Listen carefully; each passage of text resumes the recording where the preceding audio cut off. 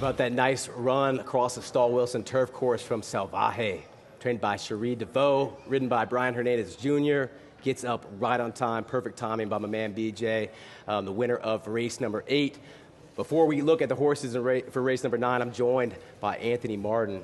Anthony, welcome to the set. Thank you for having me. Agent for Corey Lannery, Colby Hernandez, and both jockeys who, year in, year out, just have so much success here. And if you really understand this sport, the agent's such a big part of the game, so I'm happy to have Anthony with me to talk about that, to talk about the success, but also here's a guy who grew up on the backside of Fairgrounds. So tell us real quick about your dad and what brought you to Fairgrounds to begin with. Yeah, so my dad is a 36-year jockey agent, so this is all I've really ever known. My mother was the chart caller here at the Fairgrounds with A.J. Peretti, who's in the Hall of Fame up there in the press box. Really? So this is really all I knew. We'd be here on the racetrack and wintertime here in New Orleans.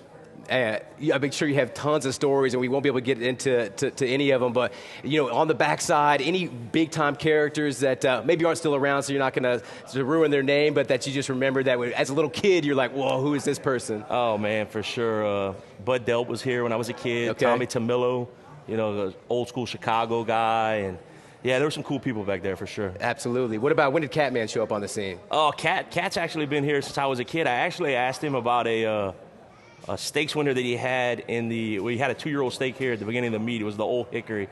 Gerard Melanson rode him, and me and Gerard's son Jansen, who actually rides now, best friends growing up, running around the backside together and stuff. We were all in the win picture, and me and Cat talked about that actually a couple weeks ago. That's awesome. That's awesome. So Corey, his first meet, here in quite a bit, and I just kept on feeling like, as a handicapper, as a horse player, that follow Corey because he's got these live mounts. He's really on these horses that are ready to roll. And talk to me about, what are you doing? Are you hustling on the backside? Are you out there every day? Are you talking? What are you doing every day that really makes it so that the agent can find these horses and make sure that you've got the best jockey, also have the best horse? Yeah, man. I mean, I've been blessed. I really think that a lot of my agenting deal is based on relationships. And I have great relationships with Mr. Asmussen. I worked for him when I was a kid. Handled his business when I worked in the racing office for him. Brad Cox, have a great relationship with him. Al Stahl, the Louisiana people, the Delomes, Sam Bros, Keith Bourgeois of the world. And, I've known those guys my whole life. And to me, it's based on a lot of relationships for me. And normally those guys support me no matter who I have. And I'm blessed to have that, actually. Yeah, I remember last year Colby Hernandez went to the top of the charts on the jockey side of things and really held that lead for a long time. And I know you're able to get him so many good mounts.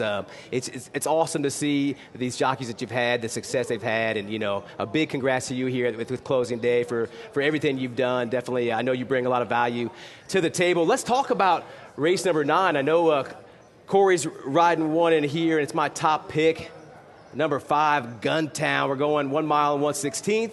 There's been some really salty optional claimers, 17K, N1X, conditional situations here. They've been some of my favorite races, and this is really no exception. I think there's a lot of strong runners in here. But Guntown, Steve Asmussen trained. You mentioned that you used to work for the barn. Yeah.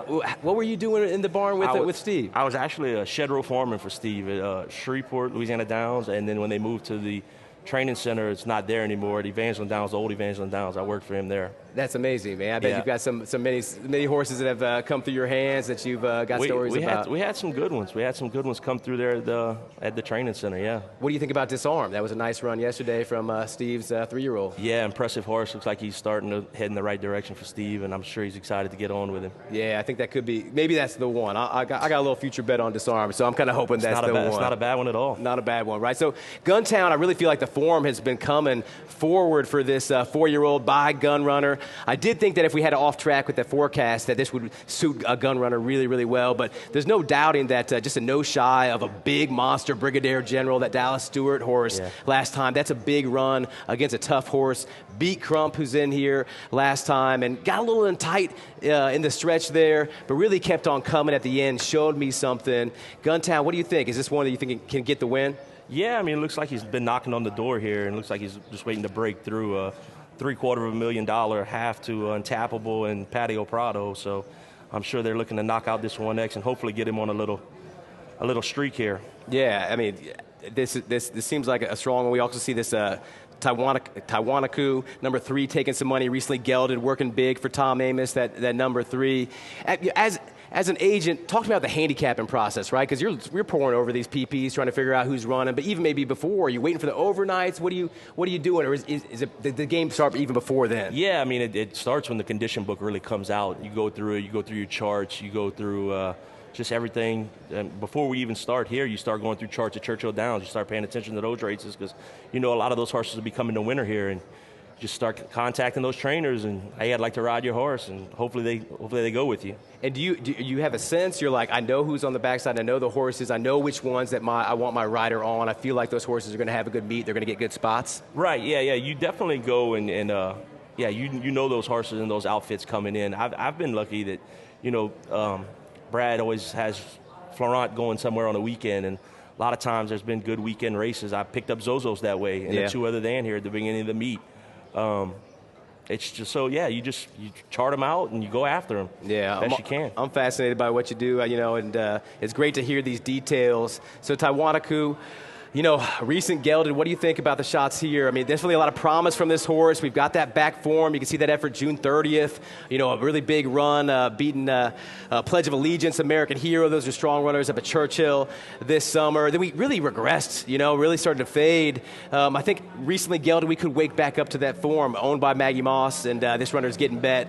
Good shot on Tiwanaku, or is there another runner in here that you think should take a look at? Tom's always live off the claim, and seems like the gelding might help him. I want to take a look at the one horse, Blue Jays. Yeah, the Blue Jays.